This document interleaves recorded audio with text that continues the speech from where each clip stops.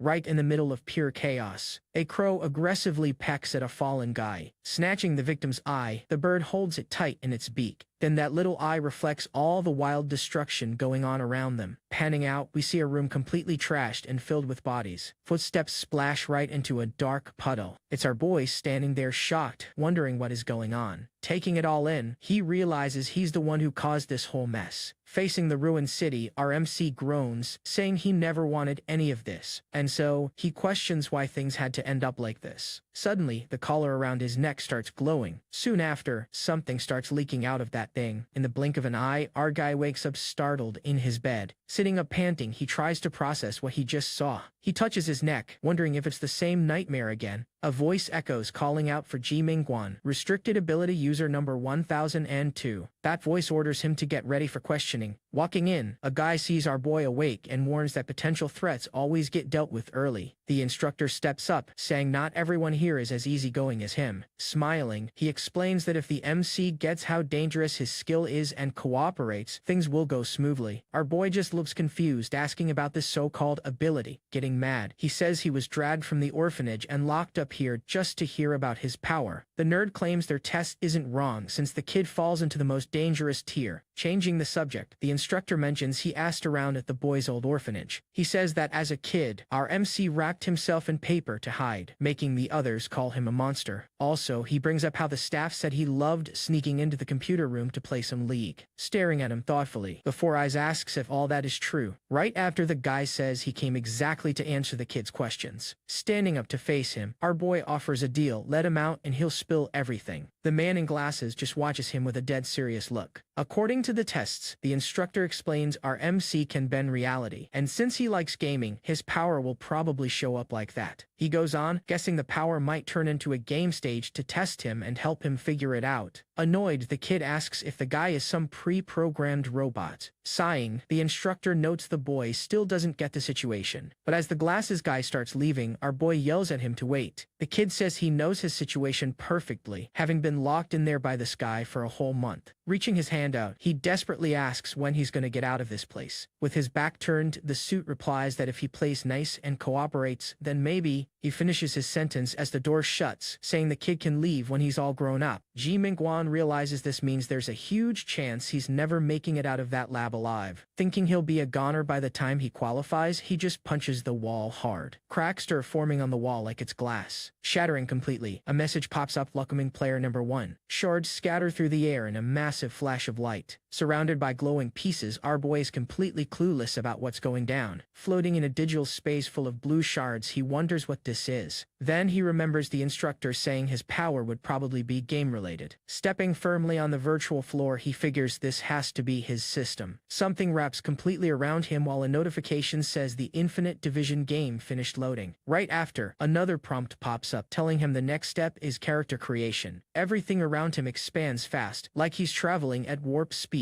A character profile drops, showing Gu Wenyu, 17, Asian, with all base stats at rank C, belonging to one of 3 extraordinary races. His backstory reveals he lives in Longo's capital, awakened a dark restriction power, and his family of 10 years is hiding secrets. Watching all this lore project around him, our boy takes it all in. Next, a second profile pops up for Andre, 16, Caucasian, with lower stats, who's a curiosity bearer obsessed with weird tales. The system then asks him to pick one identity to be his first character in the theater, known as the real world. Staring at the options, he's ready to choose and says, I pick. Deciding on the Esper Guanyu, the system tells him to pick a growth path, hero, villain, or gray character. Without hesitating, he locks in option C, and a message says a unique character training system is generating. While his number 1 character is made reasonable in the real world, the MC wonders if the game's lead Jing is the same as his old orphanage town. He realizes he can use this guy to investigate the scumbags who dragged him here. Figuring a gray character walking between light and dark has a better shot, Ji Mingguan knows he can get the intel he needs. The countdown starts. 3, 2, 1. Right after, a beam of light slices through the pitch black. That glow expands, filling up everything. Waking up somewhere else, our guy squints at the brightness, wondering if that's actual sunlight. He finds himself in a loud classroom, kids cheering for summer break and screaming with hype. Still confused, he looks around, trying to figure out where he is. At that moment, he sprints over and slams the window open. Standing by the window, our boy keeps trying to process his new spawn point. Spotting a courtyard with trees, he finally realizes he made it outside. The view opens up to a whole city at sunset, leaving him stunned, wondering if he actually escaped. Looking at the city, he can barely believe his eyes. Still at the window, he mutters that he actually got out. Out of nowhere, someone grabs him in a hug, catching him off guard. It's Lee Chingping, Gu Wenyu's best friend, inviting him over to his place later. Just then, a prompt pops up saying Gu Wenyu's memories are loading and a massive data dump is incoming. Energy swirls around his head as the system confirms the memory download. Looking worried, Lee holds his bro and asks if he's alright. Our MC pants heavily, but soon the system says the memories are fully installed. Bouncing back with a smile, he says he's fine, just overslept and has a slight headache. The MC dips, saying he's got stuff to do and will hit up his friend's house another time. Lee looks confused, but our boy reminds him they've got the whole summer and plenty of free time anyway. Yelling out, his friend asks where he's heading. Our guy just ignores him, rushing past two girls on the stairs. Pushing the door, he steps out onto the school rooftop, and then he slams his backpack onto the ground. Running out hyped, he screams that he actually made it, feeling the real air and temps, knowing it's not a dream. Pausing, he takes a second to think about his location. Kicking a pebble, he confirms this is Lejing, meaning he used his power to return to his city. At the edge of the roof, he questions if this is body possession or creation, and if he just forced someone into this world's lore. The kid thinks about the butterfly effect, realizing that a power capable of rewriting the world like this is absolutely cracked. With a slight smirk, he reflects on the whole setup. Our MC gets why things are like this. If they found out about this OP skill, his real body would never leave that lab. Walking along the ledge, he recalls that based on his downloaded memories, this body's power is. Suddenly, he just throws himself off and starts falling. Mid-fall, this black and purple energy flares from his arm. His eyes glow red like some kind of vampire. The power shifts into multiple bands wrapping right around him, manifesting as black containment straps. Those straps float around him, giving off a seriously badass and sinister aura. Taking a look, our guy controls the dark energy with his hand. He shoots them out just like Spider-Man. A strap latches onto a wall like a web. Then, our boy goes swinging between the buildings. Down below, two people look up, spooked by the blur zooming past. The guy asks if something just flew over, and the girl thinks it's a UFO, but her friend says they're just seeing things. Landing on another roof, our MC laughs out loud, having a blast with his new skill. He thinks the power is cracked, even if the name Black Containment Straps sounds a bit goofy. And right after, he jumps again, using his power to speed through the city. His target is the Lejing orphanage. Upon arriving, he stops on a roof and is amazed to see the place is actually there. He remembers looking at the city from the attic as a kid, wondering about the outside world, but never leaving. That memory leaves him looking thoughtful for a second. Soon, he reaches the Demai residential complex and stares at the house, calling it this body's home. Accessing Gu Wenyu's memories, he sees a simple family, parents, an older brother, and a little sister. But he also recalls a tragedy 5 years ago when his mom, Su Ying, was accidentally taken out by Rainbow Wing, an elite UN guild. He remembers his dad, Gu Jujualin, tried appealing but failed, falling into despair and ditching home 2 years ago. Standing at the door, our boy figures it's better this way. Without the dad, he only has to deal with the siblings, Gu Qiye and Su Jie. That detail leaves him feeling a little suspicious, but trying to open the door, a gear icon pops up on the handle, making him wonder what it is. Our boy taps the icon, watching it glow with a clicking sound. Suddenly, a system panel drops in front of him, showing options like Dungeon List and Character Info. He realizes it's the settings menu and spots more tabs like Stats, Quests to Grab, and a skill tree. The word Quests grabs his attention, sparking his curiosity. Right then, the front door creaks open. From inside, a voice says they've been waiting forever for him. And that's where it gets crazy. Main quests flood the screen, telling him to investigate his best friend, dad, and sister,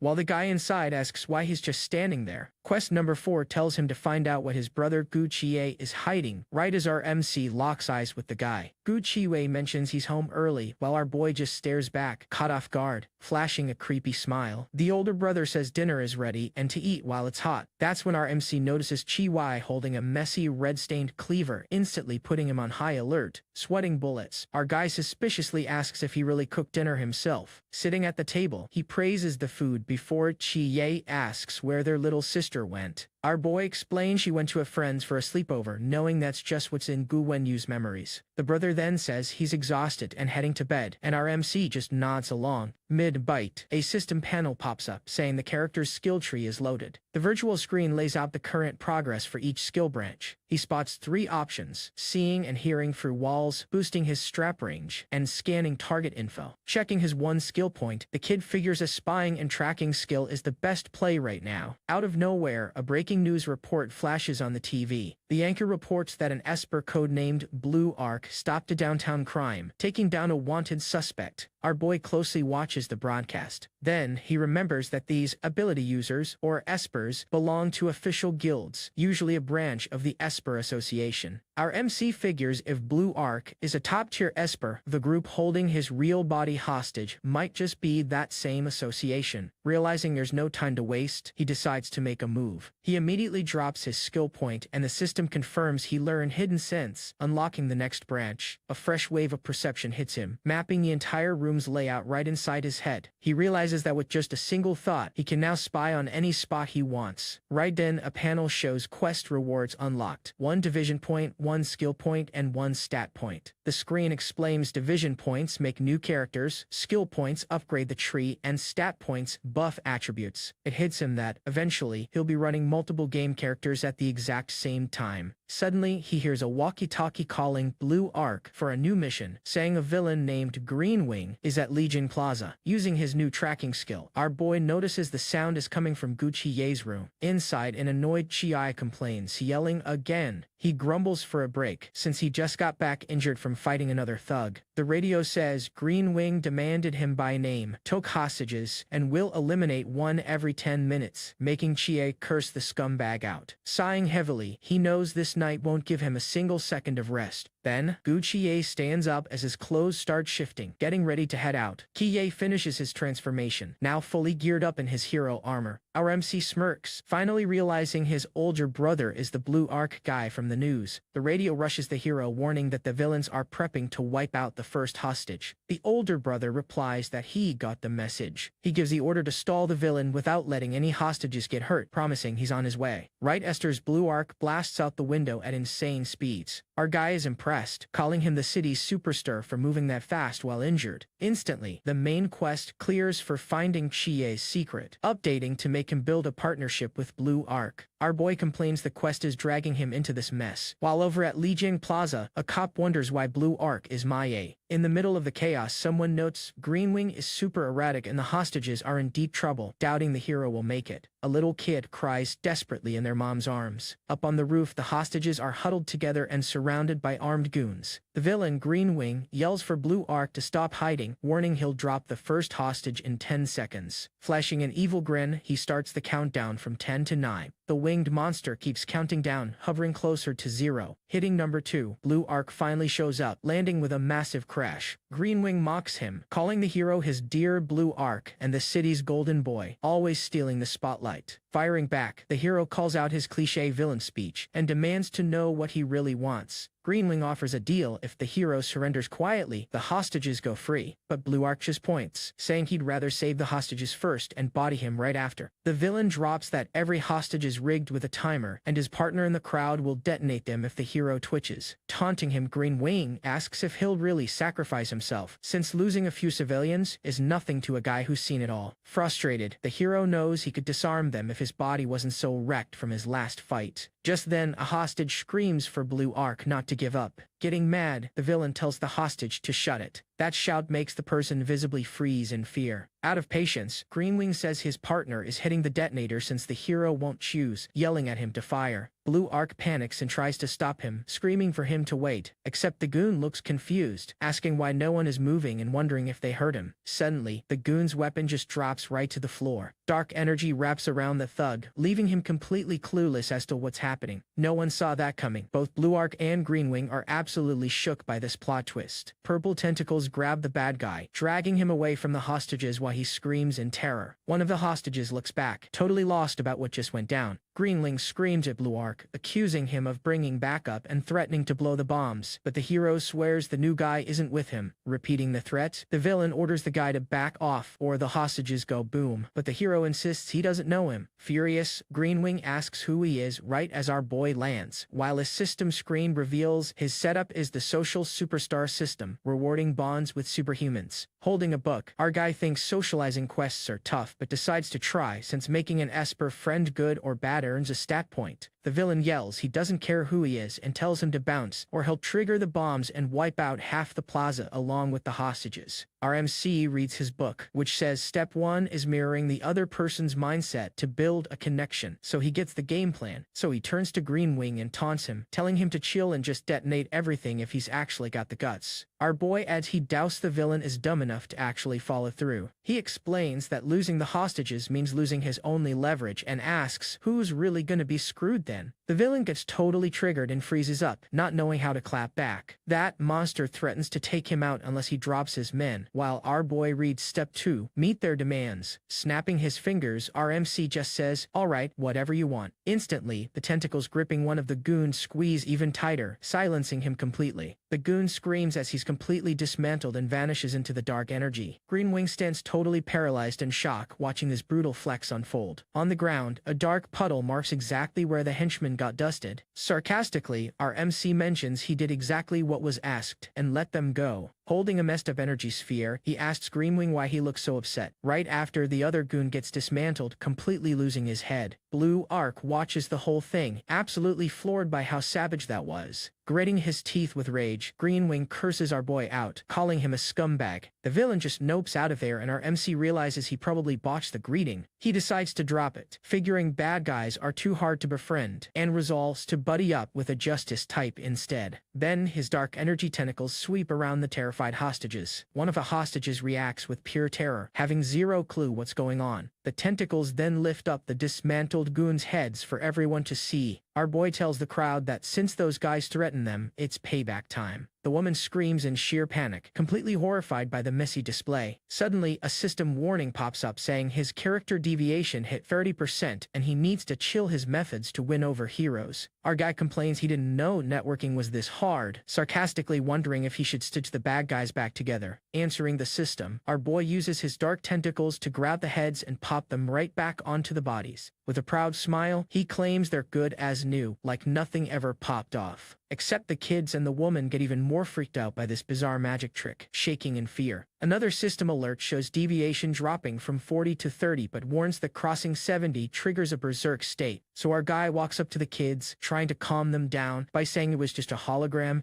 and the heads are securely attached. But right as he says that, the head of one fixed goon just rolls right off his neck again. The mess ends up staining a kid's clothes, leaving him entirely paralyzed. Wide-eyed and crying, the boy goes into a full-blown panic attack over what he just witnessed. Screaming his lungs out, the kid cries while our MC looks annoyed as the deviation spikes to 42%. Our MC awkwardly calls it a total accident, complaining that making friends is pure trash. But in just a few seconds, Blue Arc blitzes and covered in lightning, stopping our guy and demanding to know his identity. Our boy explains he's just a gray character, not wanting to be a hero or a villain and refusing labels. Turning to the hero, he asks for a little trust, guaranteeing they'll be best bros soon enough. Blue Arc isn't buying it and questions him, pointing out he just eliminated those thugs. With his back turned, our guy asks if he prefer the hostages were the ones who met their end. The hero insists taking lives is illegal and he needs to face justice, but our MC calls him boring, saying he's just acting for the cameras. Gathering dark energy in his hand, he invites Blue Arc to chat somewhere more private. He mentions he wants to hear the hero's actual unfiltered thoughts. Just like that, a sphere of darkness shoots straight at Blue Arc. Blue Arc reacts instantly, cloaking himself in blue lightning and getting ready to fight. Over on the other side, our boy waits and asks if Mr. Blue Arc is down to meet up. Then he starts backing away. Leaping off, he adds that whether to follow or not is entirely up to the hero. Blue Arc just watches him from above. A tiny shadow materializes in his hand, leaving the hero deep in thought. It flickers before dissolving completely right in front of him. Out of nowhere, the greenling guy who ran away comes back furious, yelling he's fed up and asking if he's invisible. Blue Arc turns around and tells him to surrender quietly, warning he really doesn't want to mess with this 5-color alien iron. The winged clown looks confused but warns the whole area is surrounded by association espers and there's no escape. But then he points to a blonde guy on a nearby roof, reminding him that the hostages. The blonde guy finishes the sentence, confirming he still holds the hostages. Blue Arc questions the hostage claim and tells the villain to take a closer look. And just like that, everything changed. Green Wing realizes the hostages are actually his own tied-up goons. Realizing he got clowned, he loses his mind and screams a curse. With zero leverage left, the winged freak just flies out of there. A minute later, Blue Arc is sprinting across a roof, leaving a trail of blue energy. He builds momentum, jumping with a massive burst of lightning, continuing the chase. Blue Arc stops at a plaza, ordering whoever's hiding to reveal themselves. A voice drops from above saying he knew he'd follow him here. It's our MC hanging upside down from his dark tentacles, calling out for Mr. Blue Arc. The hero demands one more time to know who the hell he is. Dropping down, our boy explains he doesn't have a name yet, but that's the fun of being a public figure. People name what they fear. He smoothly shifts topics, asking if the hero is curious about what he's looking at. Through his powers, our MC projects an old newspaper about a tragedy where someone's mom was taken out by the association and the dad got no justice because the killer was from the Rainbow Wing Guild. Our boy exposes everything, calling the hero by his real name, Gu Chi Ye. Continuing, he says Chi-Wei was only 13 when he watched his mom get completely crushed right in front of him. Our guy walks away, sympathizing with his motherless childhood, and noting that's the day Chi-Wei started hating corrupt espers. He explains that's exactly why he awakened, building rep in the association to climb to the top ranks. Clenching his fist super hard, our MC drops the ultimate plan, infiltrating the Rainbow Wing Guild to find the guy who squashed his mom.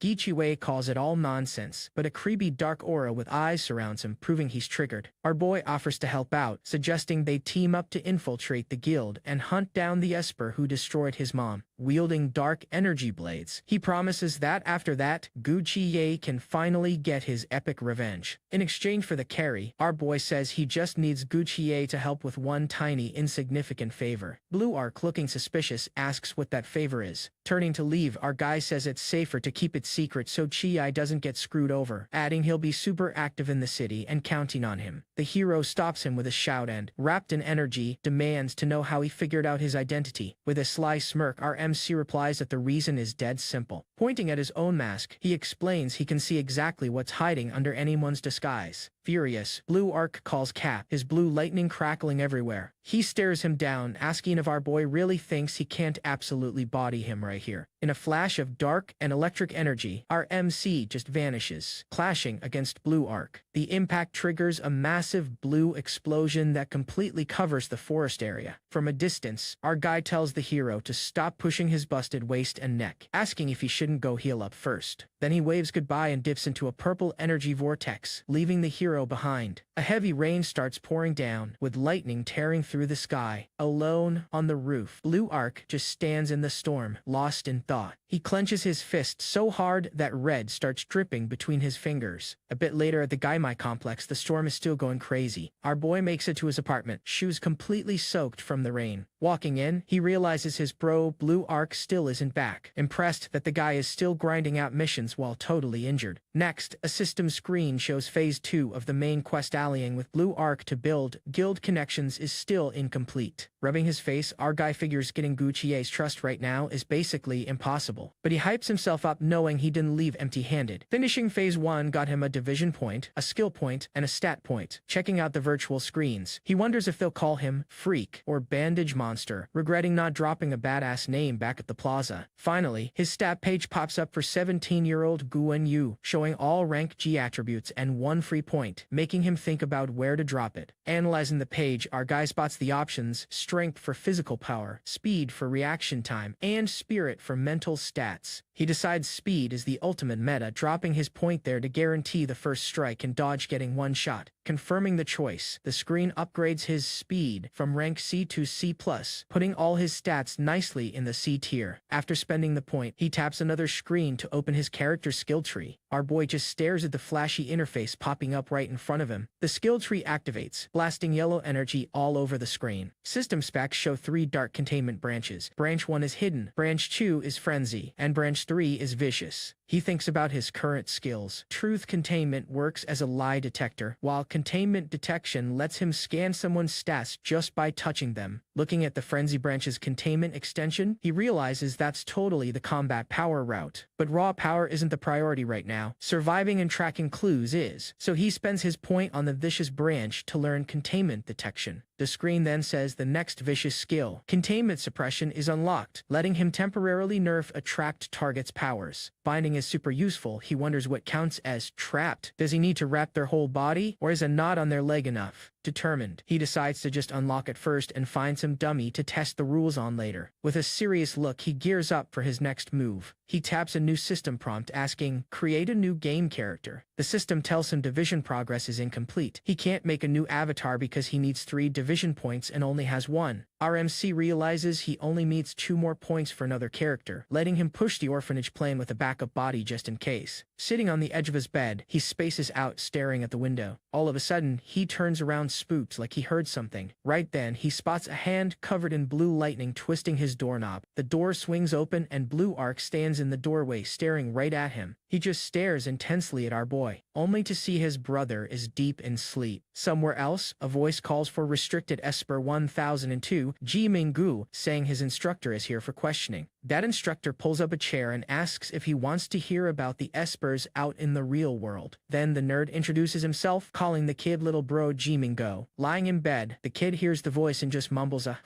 He looks like he's totally knocked out, face buried in the pillow. But then he wakes up, sits up yawning, and casually wishes the guy good evening. The instructor notices his good mood and mentions it reminded him of something important. Smiling, the guy asks how the kid even knew it was nighttime. Ji Minggu says it's obvious since the guy always shows up to annoy him right when he's trying to sleep. The man just gives a little smirk. Turning around, he apologizes, saying he just wanted to ask one question. Then, he holds up a tablet showing our boy's avatar and asks about this person. With a deadpan look, Ji Minggu listens to the guy ask if the person in the photo is actually him. A prophecy said he'd destroy the world, so they locked him in this mystery chamber from day 1. But down there, he awakened the cracked ability to create avatars. Because of that, he let countless clones roam the world in his place. Each one of those avatars grew and leveled up on their own, evolving non-stop. They all eventually became endgame bosses. The big question was whether he should escape, survive, or seek pure revenge. That was a huge dilemma hanging in the air. But he tries that punch trick again. The kid decides that since things are like this, he might as well just conquer the whole world. He casually drops that his avatar is turning into the final boss. A system voice warns physical contact is banned, and the kid screams in pain as a white-haired girl shows up. She screams right along with him, but our boy calms her down, saying it's fine and won't take him out since he's gotten used to getting shocked here. He asks if they made her do something to see him, like answering their questions. In response, the girl just holds up a notebook and pen, ready to write. Annoyed, he realizes if she asks directly, she'll definitely get punished later, knowing the instructors would never let her ask about his power. So he lies, saying he doesn't know anything but mentally apologizes because dropping his secret means neither of them is leaving. The girl just keeps holding the notebook in silence. Then she looks down, seeming pretty disappointed by his answer. Lifting the notebook in front of her face, she still holds that sad look. Seeing her reaction, the boy gives a slightly awkward smile. Just then a boy starts saying, "I," but the instructor steps in, announcing visiting hours are over and ordering them to take the girl away. The glasses guy says if the kid behaves, he'll see her again, asking if he finally believes they haven't hurt her. Sarking back, the kid calls it real nice of them to lock an 11-year-old up, asking if they want a medal for not hurting her and mocking their loose morals. The instructor admits he forgets the kid is only 12, adding that he's always acting and no normal 12-year-old overthinks like this. Asking for one question, the kid gets the green light from the instructor. Dead serious. He asks why they don't just eliminate him if he's destined to end the world, wondering if they'll regret it when he loses control and nukes the whole lab. Throwing the question back, the glasses guy asks if he really wants the truth. He just replies with a firm, "Spill it." The instructor explains that near-death espers can unleash powers way beyond their limits, so keeping him contained is their only safe bet. Lying there, the kid laughs, calling that amazing news because knowing they won't secretly end him helps him sleep way better. The instructor just sighs, looking totally awkward. After that, he stands up and calls it a day, telling the kid to get some rest. Our boy watches the instructor walk away. Next up, the scene cuts back to the Gimai district in Lijiang. A system screen says welcome back, confirming his consciousness is loaded into avatar number 1, Gu Wenyu. It also drops a notification that thanks to his rising clout, the character's codename got an update. Now his brand new title is Black Pupa. Smirking, our boy thinks it's wild they gave him a title in less than half a day, which is definitely something. Our MC locks in his game plan, find the lab's exact coordinates, then stealthily rescue his real body and Kong Yuling. Looking at the city, he decides if stealth fails, he's just gonna have to go all out. At that moment, the image of Kong Yuling smiling pops into his head. This is where it gets good. He decides he's just gonna absolutely body all of them. The scene cuts to a closed bedroom door. Seconds later, a sound gives away that the door is opening. Caught completely off guard, our boy sweats, realizing someone just got home. And then, a silhouette holding a tennis racket steps into the dark room. Our boy scrambles and dives into bed, faking like he's totally knocked out. Peeking with one eye, he thinks he's super lucky to have reacted fast and probably dodged detection. But right after, footsteps start creeping closer to the bed. Looking up, he spots Su Zimai standing there, racket raised and looking super menacing. Out of nowhere, the system drops main quest 3, figure out what his sister Su Zimai is hiding, leaving our guy totally confused. Su Zimai then aggressively swings the racket right at our guy lying in bed. He widens his eyes, completely shook by her sudden attack. Reacting fast, he throws his hand up to block and frantically asks what she's doing. The girl snaps back, calling him a lazy bum for sleeping until 3 in the afternoon. Digging into the memories, our MC remembers she's 16 and Gu Wenyu is 17, but his sickly look makes him seem like the youngest sibling. He also recalls their last names are different because the parents decided boys take the dad's name and girls take the mom's. Arms crossed, Su Zimai turns her head away, saying she's totally out of patience with him. Totally clueless about her attitude, our boy wonders what her deal is and just clicks on the TV. On the TV, the local Lijiang news is reporting on a brand new Esper who showed up last night to stop a Greenwing kidnapping. The reporter says the Esper eliminated 5 thugs and saved 5 hostages using black straps, and witnesses described him as a cocoon hanging upside down. Right after the broadcast announces the vice president of the Esper Association is going to break the case down, keeping our boy glued to the screen. The guy on the screen then declares that, based on his powers and looks, the new Esper is officially named Black Pupa and temporarily ranked as a B-tier target. Surprised, our boy figures out that Espers are actually sorted into different power levels. Looking at Su Zimai on the couch, he plans to use containment detection on her to see what power she's hiding, and maybe clear main quest 3 right now. A system screen explains that containment detection drops a human target's stats and skills the moment they get touched by the straps. Right away, our MC activates his skill, sending one of his black bands stretching straight toward the couch, slowly creeping up behind Su Zimai. The dark strap moves in while she's completely distracted laying there on her phone. Next thing you know, the tip of the band gently taps right on her back. Jumping instantly, she feels a sudden chill run through her whole body as her eyes flash purple. Feeling her reaction too, our guy stares right back at her with a serious and surprised look. Sitting up fast, the girl blushes a bit, totally confused about what just went down. Playing it cool, our MC walks over and offers her a soda, asking if she wants a sip. Holding the can, the young girl wonders about that sudden wave of danger she just felt, guessing it might have just been her imagination. Meanwhile, our boy takes a gulp of his drink, noticing that main quest 3 still hasn't cleared. He then wonders if it's because he hasn't seen her actually use her powers, or if he still needs to figure out her role among the demon hunters. Just then, the system drops Su Zimai's stats, revealing she's an exorcist with rank D power, C++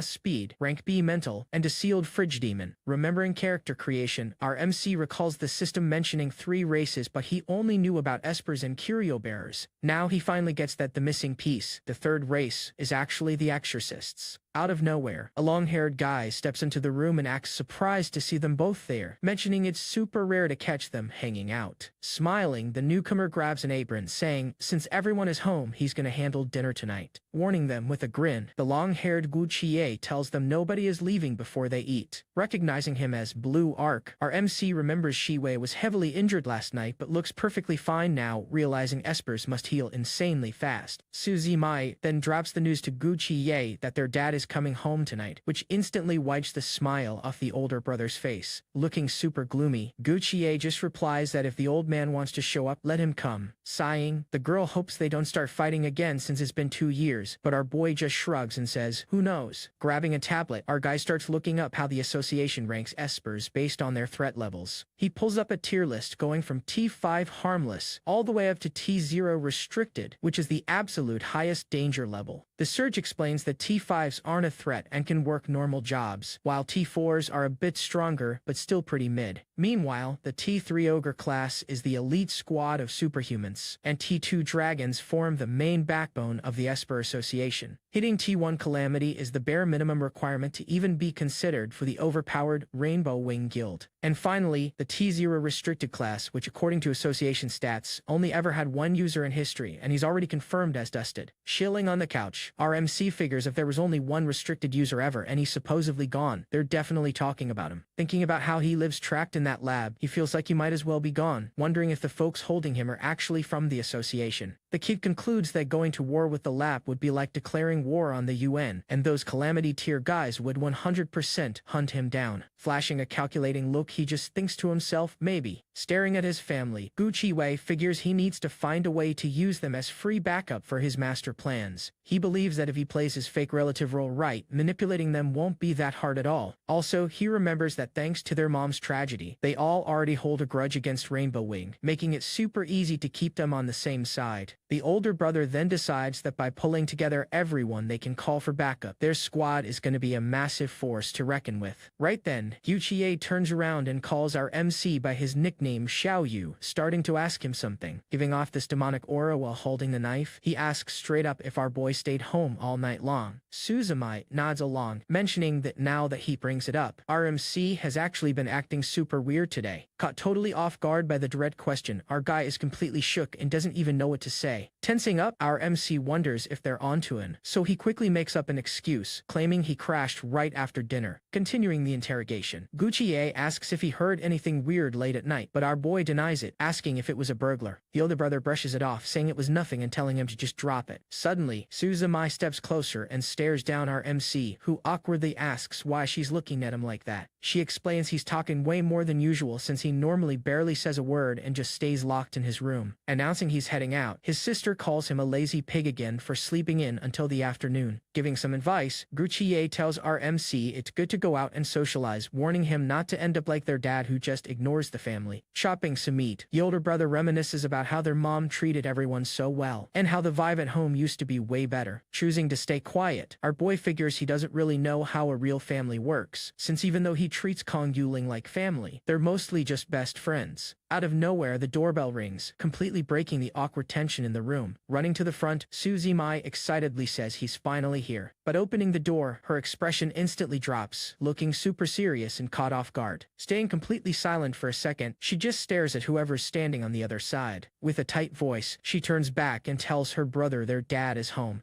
as a dark silhouette looms in the doorway. Gucci goes quiet too, just watching his dad's unexpected return. Our boy just eyes the massive figure standing near, noticing those glowing red eyes. Covered in the dark, intimidating shadow, the man's silhouette only reveals a single glowing red eye. Then, an older guy with a gray beard and hair walks in, and the system drops main quest 2. Investigate what his dad, Guzua-an, is hiding. Thinking to himself, our MC realizes this guy is the head of the household. He recalls the man's full name, Guzuan, while staring him down. Taking advantage of Suzumai and Gucci keeping their heads down and avoiding eye contact, our boy decides this is the perfect chance to make a move. Stretching his arm, his black band sneaks quietly right toward Guzuan. Spotting the movement, the older man turns around asking what that thing is. Suddenly, a massive purple snake with glowing green eyes materializes right behind him, ready to strike. Moving at crazy speed, Guzuan's hand shoots straight for our MC. Before he can even react, the dad grabs his wrist with insane grip strength, making the kid realize things are going south fast. The system then pops up saying the condition is met since the target was touched, activating containment detection, while our boy annoyedly thinks this old fox is way sharper than Suzumai. Stepping up with a serious look, Gucci asks Guzua-an what he thinks he's doing. Trying to play it off awkwardly, our MC stutters that he just wanted to brush some dust off his dad's shoulder. Guzuan just stares back with a cold, suspicious glare, not saying a single word. Letting go of our boy's wrist, Guzuan apologizes, explaining he's been living on the edge for 2 years, so his nerves are shot and he overreacted to a simple touch. but keeping his head down, the older man still questions that weird vibe he just felt, finding the whole thing super suspicious. Trying to wrap his head around it, he wonders what that creepy feeling was right when they touched. He compares the feeling to a ghost snake crawling up his shoulder, piercing his heart with those green eyes. All of a sudden, the system announces Quest 2 is cleared, and our MC thinks that despite the risk, he got exactly what he wanted, scoring a division point, a skill point, and a stat point. Right after, the quest updates, telling him to team up with the supervillain Ghost Bell to build connections, which totally catches our boy off guard. At the exact same time, Gu Chie reacts in shock too, yelling out the name of the supervillain Ghost Bell. And that's where it gets crazy. Our MC stares at his dad and finally puts it together, realizing Gu Zhuan is actually Ghost Bell. Recalling the villain's file from before, he remembers a guy with cracked stats who summons a clock tower and a shadow to fight, spending the last 2 years hunting corrupt espers. The file also said the association could never catch him, and he always left a message demanding they send Rainbow Wing, making everything finally click for our boy. Connecting the dots, our MC figures Gu Zhuan's master plan is playing bait to lure out the Rainbow Wing member who took his wife, planning to get payback with his own hands. The irony hits him that Gu Chie took the exact opposite route to avenge their mom, joining the association to climb into Rainbow Wing and face the enemy head-on. Father and son, chasing the exact same goal, took completely different paths and ended up on opposite sides thanks to a twist of fate. Confronting his dad, Gu Chie tells him to drop that attitude at home,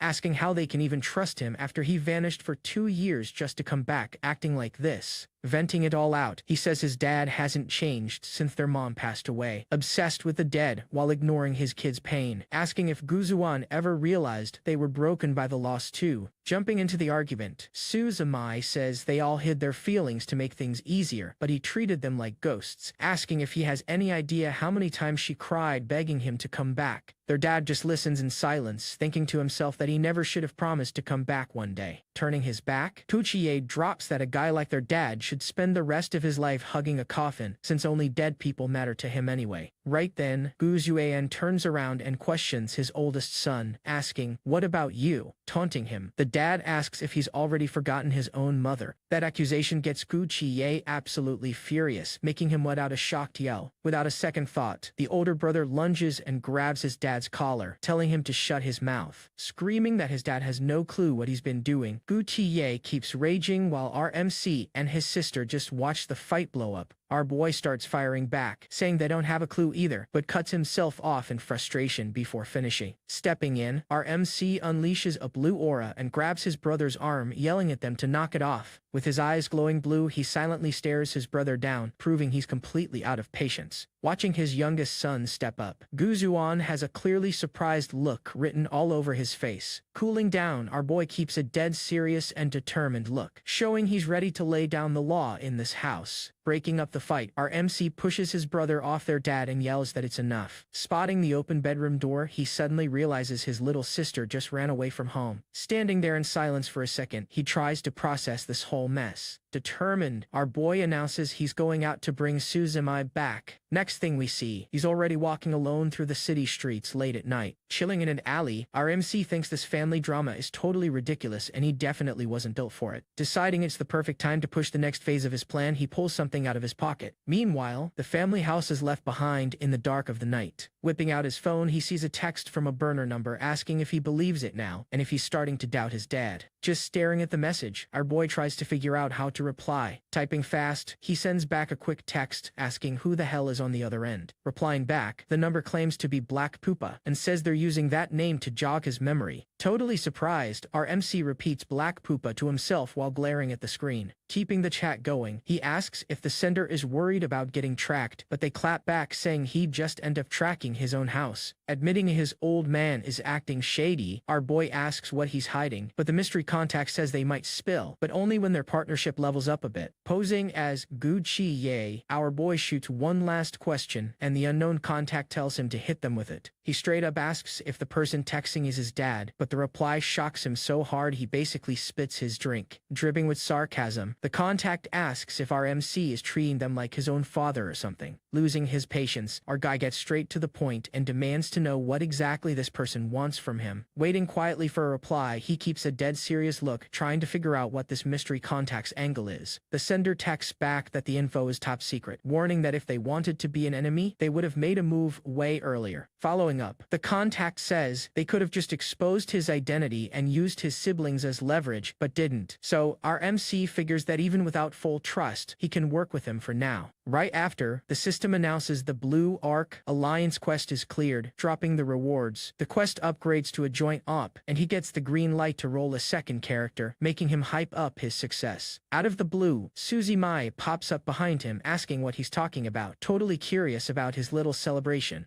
Jumping out of his skin, our MC instantly makes up a lie that their dad and brother sent him to bring her home. His sister just glares at him, clearly not buying his excuse at all. Walking together, she notes how much he's changed and that he never cared about others before, but she refuses to go back and tells him to head home first. Taking a seat on a swing, she mentions she's crashing at a friend's place and that person is already on the way. Teasing him, the little sister asks if this friend is her girlfriend, but our MC gets annoyed, saying he's straight and that some girls have even confessed to him. Not backing down, Suzy Mai pushes and asks who that person is, leaving our boy deep in thought. Suddenly, a blonde woman sneaks up behind them, throws her arm around our boy's shoulder and says she's her teacher. Scared out of his mind, our MC jumps back, and the woman apologizes for sneaking up on him like that. Suzy Mai then explains to the lady, who's actually her teacher, that this is her brother and she doesn't need to treat him like a stranger. Awkwardly saying hi, our boy figures this must be his sister's teacher from the exorcist side. Reaching her hand out, the woman introduces herself as Kei-Churi, claiming she's Suzy Mai's friend and has heard a ton about him. Shaking her hand, our MC introduces himself as Gu Wenyu, and the system instantly warns that his detection and containment sense skills are active. The system then displays Kashiri's profile, a second-order exorcist with high stats and a rare item, making our boy realize she's way above average for an exorcist. But he quickly realizes that no matter how cracked she is, she's absolutely no match for the two calamity-tier monsters he's got sitting at home. Staying silent for a moment, Kei-Churi just analyzes our MC with a super curious look. Announcing he's leaving his sister with her and bouncing, he says he needs to head home and then hang with friends, which seriously annoys Suzy Mai, while the system updates his quests. Thinking it over, he realizes he made progress on the first two quests, but still hasn't figured out his sister's real identity, and then the system drops two new tasks. Investigate Suzy Mai and his best bro, Li Qingping. Our MC figures the quest didn't clear because even though he knows his dad and brother's secrets, he still doesn't know his sister's exact rank among the exorcists, so he decides he has to tail her. As our boy walks away, Kei-Churi looks thoughtful, remembering that weird feeling she got when they shook hands. Noticing she's spacing out, Suzy Mai asks what's up, calling her captain. Giving a serious look, Kei-Churi replies that her brother seems a bit unusual. Totally lost, Suzy Mai just stares at her teacher with a super confused look. Turning her back, Kei-Churi gets this dark aura around her, wondering what the heck is going on with the girl's brother. Unleashing her power, a bizarre creature made of film rules pops up, as the teacher decides there's only one way to find out the truth, testing our boy. The teacher summons her beast, a freaky entity made of film reels, along with another monster looking like a movie projector, getting ready to test our guy out. Cutting in, Suzy Mai asks what the deal is, wanting to know what's so special about her brother, and joking if she somehow caught feelings for him. Getting serious, Kei-Churi asks where she even got that idea, but figures from the girl's reaction that she has zero clue her brother is an Esper. Because of that, the teacher just decides to drop it, figuring it's none of her business anyway. Lighting a cigarette right after, she changes the subject, telling Suzy Mai to pack her bags and spend the summer at her place since she refuses to go home. Annoyed, the girl calls her teacher a chain smoker, asking if she dropped the act just because her brother left, while Kei-Churi thinks she can't let the kid know his little sister is spending the summer with an old smoker. Suzy Mai says she couldn't care less what he thinks, asking if they're taking the train demon to Tokyo, and the teacher confirms she's got business with the Exorcist Association in Japan. The younger girl demands tempura, and Kei-Churi agrees to buy whatever she wants. Meanwhile, our MC is already home, and the system pulls up his character stats showing his strength, speed, and spirit are all sitting at rank C. The system then announces his character, Black Poopa, has 3 free points, so our boy dumps 2 into strength and 1 into speed, buffing his stats. After leveling up his stats, our MC tells the system to swap over to the skill tree panel. The Dark Containment skill tree pops up, revealing a bunch of power paths, including a hidden branch called Containment Truth. Figuring the only way to farm more skill points is by making a second character and grinding quests so he's safe if the first one bites the dust. Our guy selects Containment Truth. The system confirms he learned the new skill, letting him force targets to spill the truth, making our MC decide he's gonna settle the score with the director in a few days. He remembers when the instructors dragged him out of the orphanage without letting him take a thing, realizing the staff there definitely played a massive part in it. With glowing red eyes and covered in dark energy, our MC mentally warns the old director to start praying, hoping he's got an answer that'll satisfy him. The system reminds him he's got 1 skill point left, showing the next option, Containment Color Shift, which spends a point to turn his straps invisible and trigger stealth mode. Loving how perfect it is for tailing people, he worries about becoming a glass cannon. Even so, he decides it's the only way since he doesn't need skills to beat weaklings, spending his point on Containment Color Shift. Right after, the next skill on the tree unlocks, Containment Trap, which sets up a minefield that snares the legs of any enemy stepping inside. Loving the skill description and thinking it's super cheesy, our MC complains about being out of points. Just then, the system reveals his unique training system's name, the Social Superstar System. This system rewards him for bonding with extraordinary beings, and he's already knocked out 1 of 3. Our boy then figures his real-world instructor's about to show up, hoping he brings some solid intel. Then, Total Division mode kicks in, and the system warns that after a 1-hour load, his mind will pilot the game avatar 24/7 without needing to sleep to log in. Out of nowhere, a voice announces that restricted Esper number 1002 Jimingmi needs to get ready because his instructor is here for questioning. The scene shifts, and our MC, back as Jimingmi, is in a room while a guy behind some glass says he plans on introducing him to the other kids. Totally surprised, our boy just asks what exactly he means by other kids. Taking a sip of his drink, the instructor explains he means the other kids locked up in there, and that he should play nice with them. Flashing a smirk, our guy asks if the man isn't worried they'll team up and plot a massive prison break. But the instructor shoots it down, saying that's not a concern since they know every kid's deal in there, except for his. Laying on the bed, Jimini fires back that he doesn't even understand himself, so they never will, taking the chance to ask about those 2 other extraordinary races the guy mentioned. The guy says that's exactly why he's here, revealing they actually suspect our boy isn't an Esper, but a curio bearer, or an exorcist. Right then a new system unlocks, the Key Intelligence System, which boosts the odds of his future avatar spawning with higher stats as he collects more lore on the extraordinary races. The system tracks his world-building progress, 40% for Espers, 5% for exorcists, and a measly 1% for curio bearers. Our MC, acting as Jimingmi, realizes holding off on making new characters was a big brain move, so now he plans to milk every drop of intel from the instructor to roll an ultra-rare avatar next. The man behind the glass asks which of the 2 groups he wants to hear about first. Starting his answer, our boy says, I, but gets cut off. Suddenly, he clutches his head, hit by this unbearable pain that catches him completely off guard. In pure agony, he feels like his head is splitting, like someone hammered a nail right into his skull, drilling a hole and scrambling his brain. A system warning pops up confirming parasite mode is active. Because of that, his little sister's vision and all the final products are now fully shared. Grabbing his head from the impact, our MC sees another alert suggesting he toggle this off via any character's panel if he can't adapt or if his core starts cracking. Panting hard, our boy notices the collar didn't trigger at all. This totally confirms his theory that the gear doesn't register his ability as an attack. The guy asked what's wrong with him. Playing it off, our MC blames it on oversleeping since he's got nothing else to do, asking him to start with the curio bearers since it sounds way more fun. Taking a quiet pause, the man ends up agreeing to the request. Swirling a metal cup, the guy starts telling this total fairy tale about a giant fish that had something hiding in its belly. Killing the vibe, our MC tells him to get serious and drop that 3-year-old bedtime story voice. The informant then agrees to switch up his tone since the kid hated it. Getting back to the lore, the informant reveals these bears rarely pop up in normal cities. Their actual hideout is straight up inside the belly of that giant fish called Kikapawa. Seeing the massive creature floating there, it's impossible to guess how huge the world inside it is. This colossal space in the monster's stomach is known by the community as the Whale Box Garden. deep inside that garden, they built massive structures like the Sea King Metropolis and a bunch of royal palaces. It's exactly inside those palaces where the bearer families live. Raising his hand, our guy cuts the chatter, saying he doesn't care who lives in some beast's guts. He wants to cut to the chase and know what a bearer actually is and what they can do. Straightening up, the guy explains that every bearer awakens at a certain age and gets their own codex. It's that book that guides them to the nearest domains. Those domains hold the fragments, and if a bearer clears the place using their own strength, they claim that piece. Using the codex, they channel the power sealed inside those crystals, and that's how they fight. Paying close attention, our MC asks what happens next, wanting to know the actual use of those rocks they farm like literal trash. The guy explains the fragments are stored in the codex and ranked into 4 tiers: mythic, generational, and common. The most overpowered ones are in the first tier, which, obviously, are tied to myths from all over the world. In all of history, only a few legendary fragments ever dropped. Records only mention a handful like the Lord of Gods Rem, Yamata no Orochi, the Sun God Ra, and Hades the King of the Underworld. Getting super curious, our boy asks about the tier right below that, wanting the scoop on the generational ones. Sitting there, the informant bets the kid has heard names like Holy Child, World Burial Curse, and White Owl Chronicle. He explains that when these events spread through rumors, they turn into curios and leave fragments behind. Today, the strongest fighters are the ones rocking generational pieces, since they all pack the power to awaken history. With a dead serious look, the guy claims without capping that if someone gets their hands on an ancient god fragment, they basically unlock absurd power. With that, wiping a whole country off the map would just be a matter of time. 2 system screens pop up saying crucial universe lore was acquired. This storyline's progress jumped to 30%, massively boosting the odds of rolling high potential characters during creation. Surprised, our boy notes the bar spiked straight to 30%, realizing the instructor wasn't bluffing about that intel at all. Looking at his own hand, he wonders if, based on what the guy said, these curio bearers are actually way more dangerous than him. The glasses guy claps back, warning that historically almost no one has ever mastered a mythic artifact, pointing out that ending the entire world and destroying just one country are on completely different levels. Flashing a smirk, our MC gets cocky, concluding he's the real prodigy around here. But the informant stares him down super seriously, saying he hopes the kid gets that they're just here to help. Tossing himself back on the bed, the kid asks who exactly "we" is, since he still has zero clue who the guy's squad even is. Turning his head, the man says that's something he has to keep totally classified for now. Lifting his head looking confused, our MC asks if he isn't part of the Esper Association. With his back turned, the instructor explains their job is way more dangerous and hated than the associations, making it clear they don't belong to the bearers or the exorcists either. Laying there, our boy figures he saw that coming,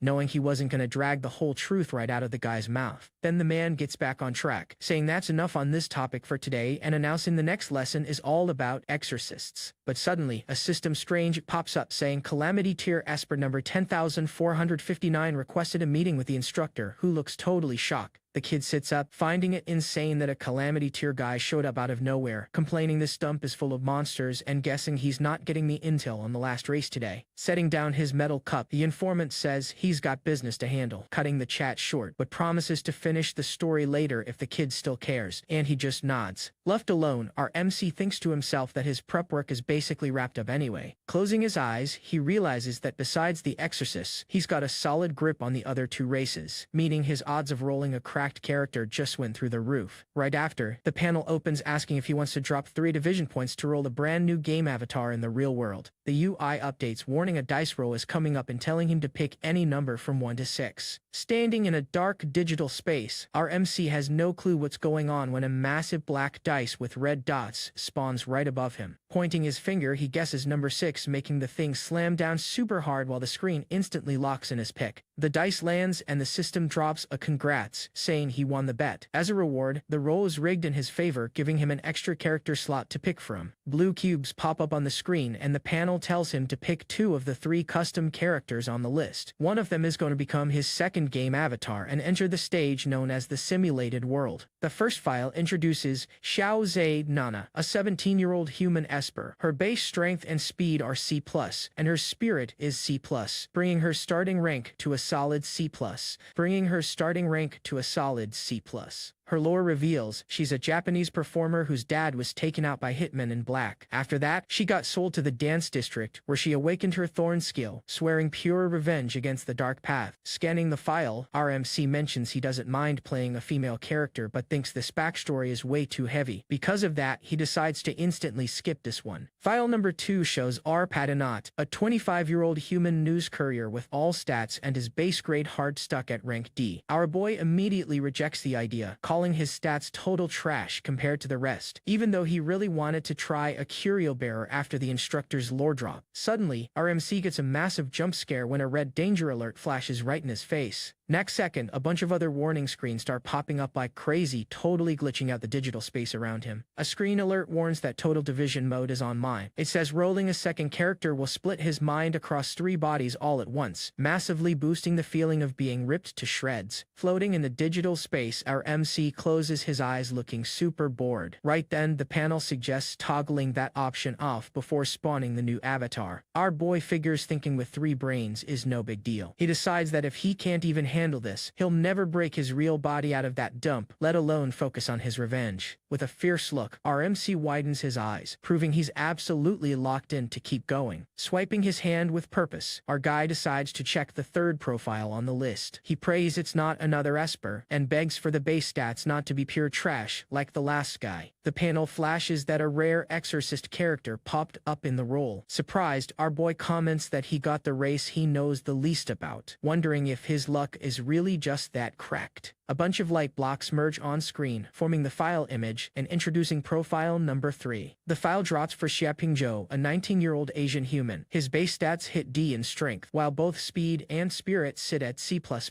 bringing the dude's starting grade to that same high tier. The system explains exorcists fight using a divine impulse, which is a weapon forged straight from their soul. When they level up, they contract a demon to evolve their gear. The file says Pimjo is first order with an SS rarity chest-type impulse, already rocking a contract with a shadow demon. Staring totally dumbfounded at a flaming magic scroll right in front of him, RMC is left completely speechless. Looking at the glowing document covered in weird runes, he instantly asks if that's the literal demon contract. Gripping the fiery paper tight, the panel confirms Pingzhou is locked in, stating he's gonna drop into the real world as the 2nd avatar of the run. The system offers 2 growth paths, Frenzy or Righteous Exorcist. Our guy totally mocks it, saying it's a no-brainer, and locks in the first choice since the second one sounds boring as hell. The screen confirms the Bloodhunt route and warns a unique training system is booting up. While the character's silhouette glows hard, another prompt tells him to wait for the real-world spawn, tweaking the lore so his existence makes perfect sense over there. Eyes closed and completely focused, our MC gets the ping that his Tokyo, Japan login is prepping and the final countdown is about to drop. The UI flashes on screen, kicking off the countdown and hitting 3, 2. Right after, the panel ticks down to number 1, wrapping up the wait. The scene cuts to a massive skyline view of the Tokyo metropolis. The sign says it's Shiba Park in the Minato district, clocking in at 7:30 a.m. Standing at the base of a giant tower, the new character looks up, impressed, and says so. This is the famous city. A system alert pops up saying the second character's memories are loading in. Then, a 5-second timer starts to beam it all straight into our MC's brain. Grabbing his head, he complains, "Here we go again." Our boy grumbles that it's the exact same recipe and feeling as when he rolled the first avatar. The flashbacks show Ping Zhou worked as an exorcist for 2 years. Back then, a teammate named Red Light totally wiped out the whole squad out of nowhere on a mission, leaving only him alive and making the guy retire. But soon after, his family got taken out by an exorcist known as Jack the Ripper. From that day on, getting revenge became the kid's only goal in life. It took him a whole year just to track down the killer's guild. The criminal's crew goes by the name White Crow Brigade. That faction is a squad of 12 thugs, mixing espers, bears, and exorcists. They travel the whole world looting and dusting people with absolutely zero limits. To infiltrate the team and get close enough to find his target, the new avatar hit up their captain on the dark web. He even locked in a meetup for the next few days. Giving an awkward smile, our MC ironically comments on the mess. He thinks it's just wonderful that another avatar handed him a lifelong grudge on a silver platter. Searching through the guy's mind, he figures out how things work. Our boy discovers his current powers come from 4 chess pieces. Those items are the king, queen, pawn, and rook. Every time he activates one, the unit manifests into reality and blindly follows the master's orders. The memory also explains that every exorcist has a destiny weapon called Divine Impulse. The class splits into 3 ranks, and every level up means signing a demon contract that fuses with the gear to become part of it. Their job is literally exorcising evil monsters. When the kid's impulse first awakened, the power wave hit double S rank, which is basically unheard of worldwide. Looking at his own hand, our MC realizes his main avatar's skill is better for support and spying, completely lacking heavy damage. He figures that if this build focuses on frontline combat, it'll easily cover his biggest weakness. To clear his doubts immediately, he decides to pop open the character's skill tree right then and there. A blue panel materializes glowing right in front of the guy. The screen shows branch 1, called Swarm, totally focused on recruiting soldiers. Costing 1 skill point, it unlocks 2 pawn pieces for him to use. Right below that, the other 2 path options show up. Branch number 2 focuses on bravery to evolve pieces, and 3 prioritizes soul for hunting demons. Seeing those tabs, our MC flashes a smirk, sounding surprised. He thinks it's super cool having a solid amount of options to pick from. The panel details that evolving upgrades every item, pushing them from black iron bodies straight to bronze. That guarantees a massive buff to the unit's base stats. Meanwhile, the hunter talent explains that taking down a beast with the pieces gives a chance to drop a unique item, except it can only be summoned once, and if it gets wrecked, it won't respawn ever again like regular troops. Casually strolling down a small street in Tokyo, our boy pieces the intel together. He concludes this new avatar's build is purely focused on a summoner playstyle. Our new MC gets an anonymous text at 8 in the morning. The message tells him to hit up the underground bar in Tokyo's Alley 5, where the squad is already waiting in booth 3. Reading it with a deadpan look, the kid instantly guesses the text has to be from the White Crow Brigade. Since today was the exact day planned for their first meetup, there's no other option. Adjusting his jacket, he mutters that it's time to make a move. Soon enough, the guy is at the bar's entrance, noticing that even though it's early, the place is already packed with people drinking and partying like crazy. Taking it all in, he mentally wonders if these guys pulled an all-nighter drinking. Finding their energy absurdly high, he walks up to a door labeled 03, locking in that the whole squad must be chilling inside the VIP room. He notes that this exact crew has double S-rank targets sitting right on the association's most wanted list. Reaching for the doorknob, our boy quietly prays he doesn't get dusted too fast and ruin everything. He swears he needs to keep this avatar alive until he can roll a third one, otherwise all his master plans go straight down the drain. With his hand shaking from nerves, he grabs the handle to swing the door open. The second he opens it, our boy is totally shook, eyes wide, absolutely clueless about what he's looking at. Right in front of him stands this stunning black-haired woman rocking a red kimono. She stares the kid down super seriously from head to toe, showing off those glowing red eyes. Staring coldly, she just stands there in the doorway without saying a single word. Hearing that, the red-eyed girl zeroes in on him with a serious and kinda gloomy look. Our boy stays right back at the woman standing there. Lifting her head, the woman straight up asks if he's the new guy. Nodding, our MC follows up immediately, asking if they're the brigade members. Barely breaking eye contact, the girl calls out for some guy named Ayase, asking if their guest finally showed up. From inside, a guy confirms he matches the picture perfectly as substitute number 12. He explains the captain is super interested in his skills, so they came to see if he passes their vibe check first, telling him to just come on in. Flashing a smile, the dude suggests they introduce themselves, saying his name is Anlins, and he holds the number 11 spot in the crew. Then this freaky guy with a monitor for a head introduces himself as Robert, sitting at number 7. He mentions everyone calls him Turnip Head and gives the rookie a pass to use the nickname too. Meanwhile, the mystery girl stays completely quiet, just watching the whole thing unfold. But out of nowhere she raises her hand, firing off a glowing spell that sends a blast of paper straight at him. The razor-sharp attack flies full force, tearing through the air right at our MC. The blast violently slices the room as the attacker fixes her outfit right after the strike. With a super chill face, the rookie realizes it's a paper control skill, and finally introduces himself as Sha Ping Zhou, announcing he's here to claim the number 12 spot. Checking his watch, Anlins nods and mentions it's about time they bounce from this place anyway, except he tosses some cards on the table, warning that before they dip there's some business they gotta take care of. Number 11 explains the boss ordered them to wipe out everyone in the bar before leaving, since some of them are planning to crash an auction next week, and that totally clashes with their schedule. Getting the picture, our boy instantly guesses, asking if his entry test is literally just wiping out the entire crowd. Then Amlin summons a slot machine and denies it, saying this is just a little side hustle. He drops the truth that if the boss wants the rookie on the team, dusting these guys doesn't even count as a test, and the only question is how to get the job done with the least amount of effort. Staring at the object, our MC realizes that's the guy's ability and gets super curious about what it actually does. The veteran tells him to chill and pulls the slot machine lever, wanting to see if they roll something that saves them the hassle. The slot machine starts spinning its gears like crazy, getting ready to reveal the jackpot. The spin stops, locking in on 3 missile icons. Seeing the result, Onlin smirks and mentions that what he rolled is pretty flashy. Without wasting time, Turnip Head snaps his fingers, opening a glowing door behind him and telling the rookie to hurry up. Meanwhile, the kimono girl walks toward the portal, warning our guy to move his feet unless he wants to get blown up too. Surprised, our MC figures out that guy has a literal teleport skill. But before he can think too much, Anlins grabs his shoulder, saying they're heading somewhere way more fun. Right then, the machine glows intensely, charging up massive energy. It explodes into dozens of sparks that fly absolutely everywhere. In the blink of an eye, the blast forms a massive, totally dangerous-looking missile. The rookie instantly gets how cracked the summoned item is. He figures with the kind of damage that Rocket is gonna do, there's zero chance anyone in the bar makes it out alive. He notices it's not just the bar, but the whole alley and even the apartment blocks around it are gonna get wiped. Nobody is gonna be left to tell the tale. After they walk through the portal, our boy sharpens his look and asks what their next move is. Curious, he questions why they're suddenly chilling in an abandoned office building out of nowhere. The suited dude hears him and asks what the rookie is even talking about. He coldly explains they're here since everyone back at the bar just got totally wiped off the map. But our boy stays locked and activates his sit and change of plans. Reminds in him the original idea was to just dust the guys inside. Anlin smiles, totally calm, and shoots back, asking if the people outside and the guys inside didn't all pass away exactly the same. He insists that in the end, the result was exactly what they wanted. Glancing over, he announces they're in an office building right in Tokyo's port district. The government forcefully shut the place down after 2 employees actually worked themselves to death. Since that day, the building's been completely abandoned. You can even read the sign on the wall saying, "Work is war," telling everyone to keep their performance up 24/7. Feeling that corporate energy, our boy jokes asking if some wage slave demon spawned in here. He quickly drops the joke and asks straight up why they brought him here. One of the members answers bluntly that it's to do what exorcists do best, while a freaky creature starts bubbling up right behind him. Staring at the scene, our MC acts a bit surprised, asking if that massive beast is actually a demon. Looking at the giant monster, the guy hears the trio is gonna hang back and watch him throw hands with the beast. Then they'll grade his performance. Holding up 2 fingers, the judge warns that if at least 2 of them don't like his fight, the punishment won't just be a simple rejection from the squad. With a sinister smile, the guy promises they'll completely body the rookie right there without a second thought. Then the dude warns that his opponent arrived, asking if he's not gonna say hi to the freak,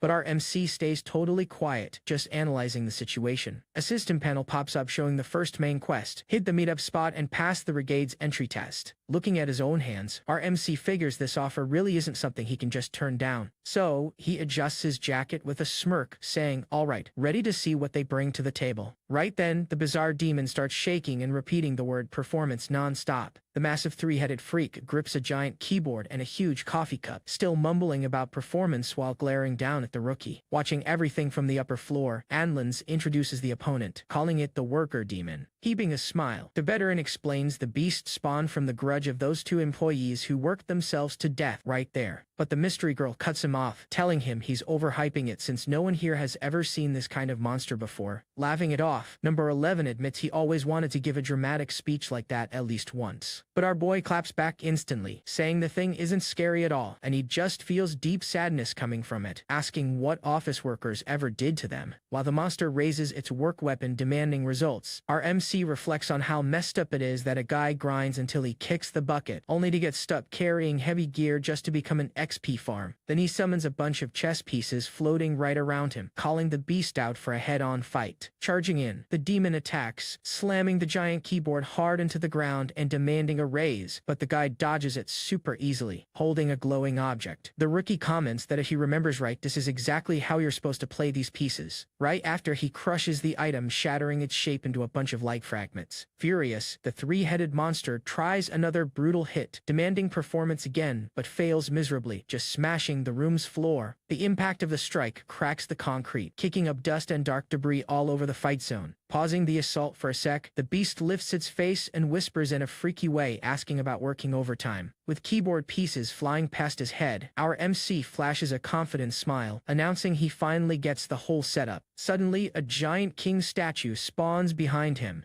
and the panel warns the piece doesn't attack, but casts a force field protecting the user from all physical and mental damage, forcing enemies to break the shield first if they want to hurt him. Anlins finds the power curious, mentioning that's a pretty interesting gift. The girl agrees, stating she's never seen anything like that before either. Turnip Head notes it's a super rare ability, instantly understanding why the boss was so hyped about him. Meanwhile, the demon keeps screaming for overtime non-stop. Then the freak goes wild, smashing its giant keyboard full force into the ground over and over. Dodging the hits, our MC mocks it, saying that's definitely not gonna work. Watching from above, the veteran praises his technique, admitting it's not half bad. But the monster doesn't even care, locking onto the king statue and screaming about working harder again. Going full meathead, the creature demands a promotion and slams the massive coffee cup right onto the glowing figure. The heavy blow hits dead center while our MC watches the damage up close. Right then, the rookie realizes he has to protect the shield, because if it drops, there's nothing left to guard his real body, so he immediately pulls out the pawn. The system flashes instantly, confirming the soldier base just spawned right there. The screen explains the summon has super basic stats, being a slow sword fighter, but it makes up for the flaws by relying on pure numbers. Out of nowhere, a black mass armed with a massive blade appears, slicing the air to block the giant mug. The armored unit reveals its sinister form, staring down the target, totally ready to throw hands. Except the corporate beast doesn't quit, throwing a devastating punch and demanding that overtime pay once again. Holding a solid guard, the pawn blocks the hit, taking the full weight of the attack right on its weapon. The collision is so brutal that the attacker gets knocked back, sparking dark energy from the impact. Totally triggered, the wage slave screams furiously, clashing powers with the guard trying to stop his push. As the stage gets wrecked by the attacks, our boy runs, figuring that if one single soldier can hold its ground against an enemy this strong, a full army is going to be insanely OP once he gets the right setup. Stretching his hand, our guy summons the rook piece as the panel confirms the base is manifested. The screen details the unit shoots with crazy firepower but needs a quick cooldown right after the shot's flash goes off. With zero chance to block, the corporate monster takes the blast head-on and gets blown back by the force. Our MC holds his ground, just watching the total destruction tear up the floor right in front of him. All bruised up and smoking, the beast grumbles, complaining that the hit really hurt. Holding a fresh piece, the rookie claims this should be more than enough to end the fight. The panel beeps again, confirming the queen just dropped in. The armed female figure spawns behind him,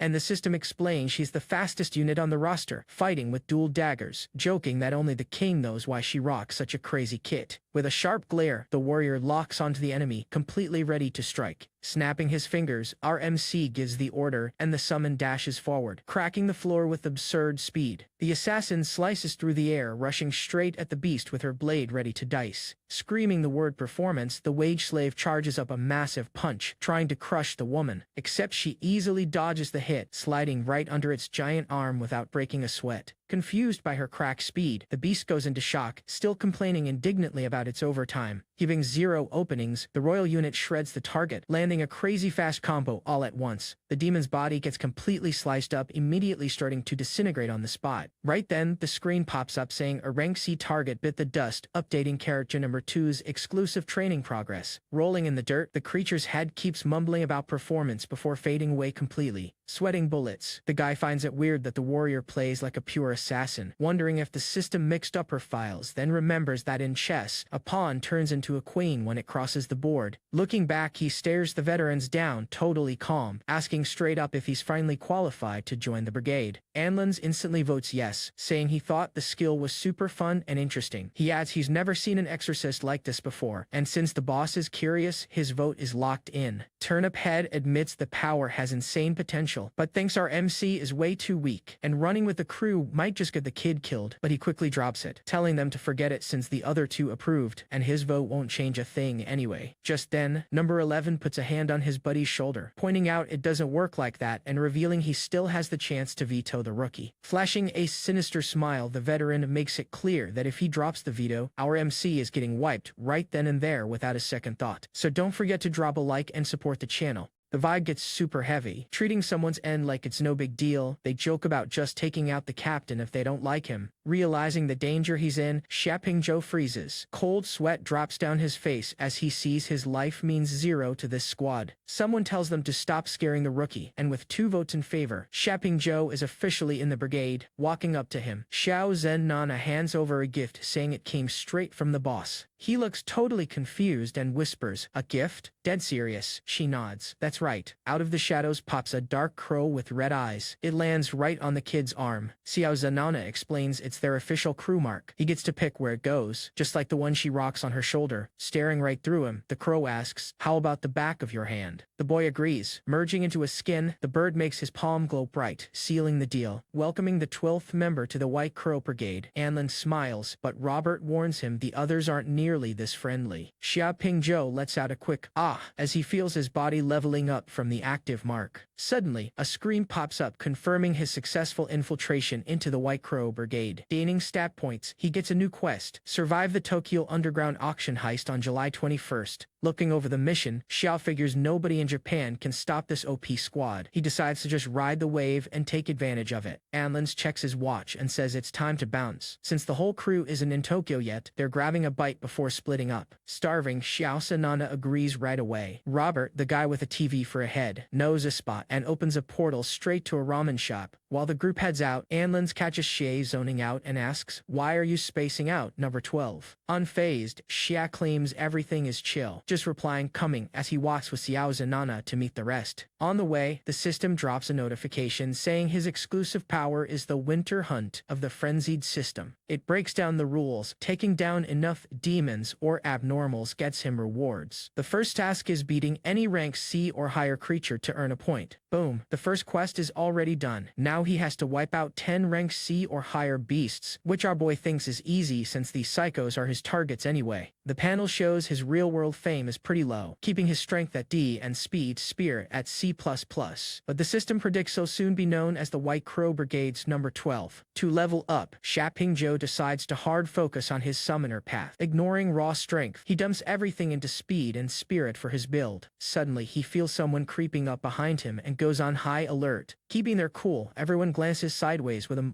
ready to see who had the guts to tail them. The woman claims she isn't there by accident, mentioning she felt demonic energy spikes and came to check it out. Scanning the scene, she realizes they aren't the first ones here, and smugly comments that someone beat them to the punch. This glasses-wearing lady walks with a green-haired girl who asks if those guys up ahead are exorcists. The woman replies coldly, "Probably not." Seeing the duo, Xiapingzhou gets a massive shock. Recognizing the green-haired girl, it's his sister, hanging out with an exorcist teacher. Robert breaks the silence, pointing out they've got some unexpected guests today. With her icy glare, Xiao Zainena asks straight up, "Should we take them out?" Flashing a psycho smile, Anlins agrees that since they got spotted, wiping them both out is the only option. Xiapingzhou remembers from his character's memories that he actually crossed paths with Cao Ri 2 years ago. He points out they're both rising stars in China's Exorcist Association with SS rank heaven drives. There's no way they don't know each other. Panic mode activates for Xie. If his sister drops here, he loses a massive questline in the Black Pupa system. Trying to get his sister out safely without looking sus is his main goal. But before he can make a move, Xiao Janana cuts the tension. "I'm hungry." Her chill vibe just vanishes. Unleashing a ruthless aura, she orders, "Let's end them." Flooding the place with a red mist, Xiao Janana calls for the hit without a second thought. The woman and the girl drop into a combat stance, ready for that glowing energy to blast. Watching the hat-wearing lady next to his sister, Xia notes she's from the association with a vintage monocle heaven drive, but he doesn't know the girl. Anlins confirms it's Kei Kirui from the association, mentioning the brigade's captain actually tried recruiting her back in the day. Glancing at the hoodie guy, he guesses the captain probably got rejected hard. The lore drops that Kikuri formed her own squad, the Ghost Train Brigade, all because of the train-type demon she made a pact with. Losing her patience, Xiaozin Nana demands to know if they're gonna finish this fight or what. TV head Robert steps in, reminding everyone the captain banned any drama before the auction, and fighting here gives them zero benefits. Just like that, the tension drops. Xiaozhou Nana is only thinking about food, so the crew moves on, leaving the exorcists behind. Raising his hand, Xiapingzhou says if they want. He'd love to test his skills in a spar against her. Anlin snaps at him, saying the new guy doesn't need to show off or start trouble, ordering them forward so they don't tick off the boss. Curious, Sha asks if the auction deal is still a go, and the guy confirms they'll make their move on the exact agreed date. A light pops up with floating cubes. Shapping Joe complains about the rush, but Anlins explains the captain always drops instructions just 5 minutes before the raid. Taking one last look at Kikirui, Shia says a mental goodbye, knowing this is the absolute limit of his help right now. Anlins drops a warning that one mistake here means a fast end, noting the captain is watching Shia closely so he better not end up like the last guy. Worried about his sister and Kekuri's safety, the kid realizes that even while undercover, protecting them from something this massive won't be easy. Suddenly, a piercing sound rips through reality as a dark energy rift tears open right in front of them. The invaders vanish, leaving Kichuri and Suzimai standing there. The girl asks who they were, and the woman nails it. White Crow Brigade members. Lighting up a cigarette, the woman explains the kimono girl is the ISA family's oldest, who cut ties with her clan to join the brigade. Suzimai can't believe they actually wanted to end them. The woman confirms the threat, having no clue why they got spared since that squad is full of monsters. Realizing the brigade is in Tokyo for the auction, the girl starts wondering if there's still time to ditch this suicide mission. Full of doubt, she asks her partner, after seeing all that, are they really pushing forward with this plan? The woman doesn't even blink, taking a drag of her smoke and shutting down any retreat. Smiling calmly, she says quitting now is a waste and tells her partner to warn the association, predicting the locals will definitely buff the auction's security. Scoffing at the local forces, the young girl harshly asks who the Japanese exorcists could possibly call to stop them, calling them completely pathetic with zero real power. Despite the skepticism, she keeps her analysis ice cold, arguing that even if they underestimate the locals, the Japanese association has resources and can easily call neighboring countries for backup. Smiling, the woman gives an example to prove that no matter the pushback, they still hold all the cards here. The camera pans to the Tokyo Tower as the words Blue Arc flash on screen, kicking off a brand new game-changing stage for the city. Cutting to Tunmo Japanese Ramen. The glowing night sign of this pork bone ramen spot sets up a strategic meetup right in the middle of the city's tension. Inside the joint, Xiao Zanana slides Xia a piece of paper, explaining it has everyone's contacts so they can link up and follow the plan once they hit Tokyo. Their goodbye under the Tokyo lights is super quick, with Xiao Zanana tossing a casual bye and the suit guy saying, "See you later," leaving Xia with all his instructions. Holding the paper, our boy realizes he's stuck dealing with this squad of scumbags for a bit, but figures the infamous White Crow Brigade will attract the Rainbow Wing, giving him premium intel to bargain with Gucci Ye. Out on the streets, Shapping Joe checks his priorities, knowing he needs a safe spot to chill and get his thoughts straight, so he decides to lay low in a random hotel. He finds this low-key 24-hour building in Shinjuku, which is literally the perfect hideout to rest and plan his next moves without stress. Safe in his hideout, Shaw sits on the bed with only his device's screen lighting up the room, locking in to organize his data before making any moves in enemy territory. Using the quiet time, he opens the character skill tree system, which gives him 3 paths: Army for recruiting troops, Valor for unlocking peace evolution, and Soul for the Demon Hunter class, analyzing every single requirement since this makes or breaks his fights. After weighing the costs, Shia points right at the screen and says, obviously the first one is the most practical right now. Processing the command, the system eats up a point and unlocks the new skill, letting his soldiers use shields and the shield wall command in battle. With recruitment live, the system confirms the upgrade Jia's army now has the capacity for 2 pieces. Laying back, he looks at his progress with a smirk. Not bad at all. With 2 more pawns, my king is finally getting some solid protection. The UI flips to the mission panel listing 3 quests: survive the July 21st auction with the brigade, hunt down the exorcist Jack the Ripper who took out his family, and investigate Red Light, his crazy former teammate. Checking the rewards, Xia notices the main quest drops 3 skill points, proving this auction is going to be one hell of a raid, so he plans to confront Jack and get his revenge the second the group meets up. Flames of doubt drag up some dark memories from 2 years ago, when the exorcist Red Light totally snaps during a mission and slaughtered his own squad. That heavy memory still haunts our boy, remembering Red Light absolutely blinded by rage, wiping out their 2 teammates while he was the only survivor who turned into a ruthless exorcist hunter. Digging deeper into Red Light's dark past, he finds out it wasn't just some random mental break, but a twisted ritual where he drew a bloody hexagram after every kill with the Latin words Sodalita Salvifica. since he can't do much else right now. He figures Sodalita Salvifica sounds like a massive organization, deciding to just rest at the hotel and wait for the brigade's next call. With his real body resting, he uses the Black Pupa as an extension, sending his alt to investigate the orphanage and dig up secrets about the director's hidden lab. As his mind projects into the Black Pupa's body, the darkness fades away to reveal a cold metal structure. Something just opened up, showing the lab's unknown interior. Back at the hotel, the system pops up saying the last quest is done, handing him rewards and a fresh priority. Team up with the Ghost Train Brigade, focus on exorcist Su Zimai, and grow his influence in the association. Xia laughs at the irony of using his second body to clear his first body's quest, knowing it was an unhinged but cracked strat, even if fate forced him to speedrun his Black Pupa progress. Taking advantage of the Black Pupa's freedom, he min-maxes the character, spending points to bump its speed from C++ to B rank, and buying restriction suppression to lock down OP abilities, which unlocks his next skill, skill theft. The system explains that skill theft lets the Black Pupa steal a pinned target's power for 24 hours at 50% strength, making our boy instantly regret not exploring this skill tree sooner. It also warns him he needs 9 points to craft another real character, leaving him wondering if managing this many bodies with only 2 points left is going to completely fracture his mind.